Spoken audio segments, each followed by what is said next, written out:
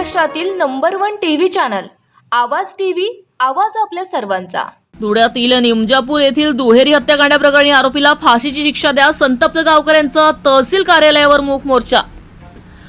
साक्री तालुक्यातील वर्धणे व उंभाराडी शिवारात 16 मे रोजी घडलेल्या दुहेरी हत्याकांडामुळे परिसरात संतापाचं वातावरण निर्माण झालं आहे।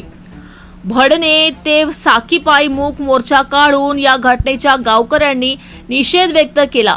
या घटनेत अक्षय सोनावणे व जयश्री काकुस्ते यांचा मृत्यू झाला असून आरोपी योगेश खैरनार उर्फ भोंदू बाबा यांच्यावर गंभीर आरोप करण्यात आले आहे।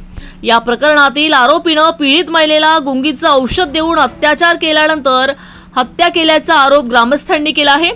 घटनेनंतर भांडणे गावसह संपूर्ण परिसरात नागरिकांनी संताप व्यक्त करत आरोपीला तातडीने फाशीची शिक्षा देण्याची मागणी केली आहे।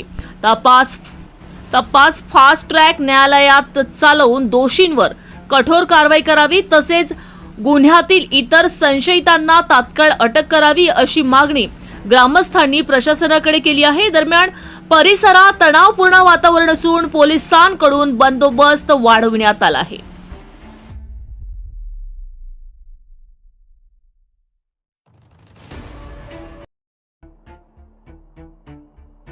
तालुक्यातील व बांडणे गावातील संतप्त ग्रामस्थांनी तहसील कार्यालय येथे येऊन आरोपी भोंदू बाबा योगेश खैरनार याला फाशीची शिक्षा झाली पाहिजे यासाठी सर्व ग्रामस्थ व तालुक्यातील सर्व पक्षाचे पदाधिकारी एकत्र येऊन या ठिकाणी निवेदन दिलं व या महाराष्ट्रात भोंदू बाबा प्रकरण जोरात चालू आहे।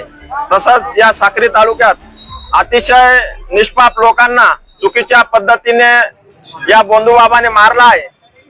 चिरंजीव अक्षय सोनवणे हा काही व त्याची मैत्रीण त्या ठिकाणी गेले असताना पूजा पाठ केली व त्याला काहीतरी खाऊ घातल्यानंतर अक्षय सोनवणे याला बेशुद्ध केलं व त्या मुलीला घराकडे भोंदू बाबा सोडत जात असताना अर्ध्या रस्त्यात त्यांनी गाडी थांबवून मुलीसोबत अत्याचार करण्याचा प्रयत्न केला व त्या मुलीने नकार दिल्यास त्या मुलीवर लैंगिक अत्याचार करण्याचा प्रयत्न केला व त्या ठिकाणी तिला निर्दोषपणे तिच्याच ओढणीने त्या ठिकाणी तिला फाशी लावली व तोंड बांधून चुकीच्या पद्धतीने त्या ठिकाणी फेकलं व तिच्या अंगावर गाडी देखील टाकली।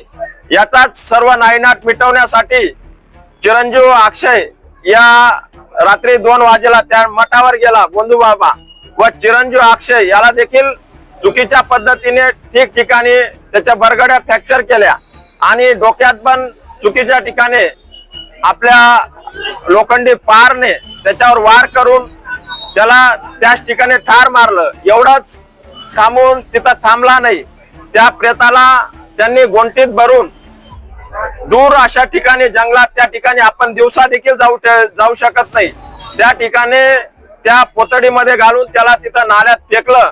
वरून गोदड्या टाकून एक झाड, मोठं झाड, सुकलेलं झाड त्या ठिकाणी त्याच्या अंगावर टाकलं आणि त्या ठिकाणी त्याचा जाळण्याचा देखील प्रयत्न दुसऱ्या दिवशी होता, परंतु पोलीस स्टेशनने तात्काळ त्या ठिकाणी शोध घेतला व त्याच जागेवर त्याला सापडवलं।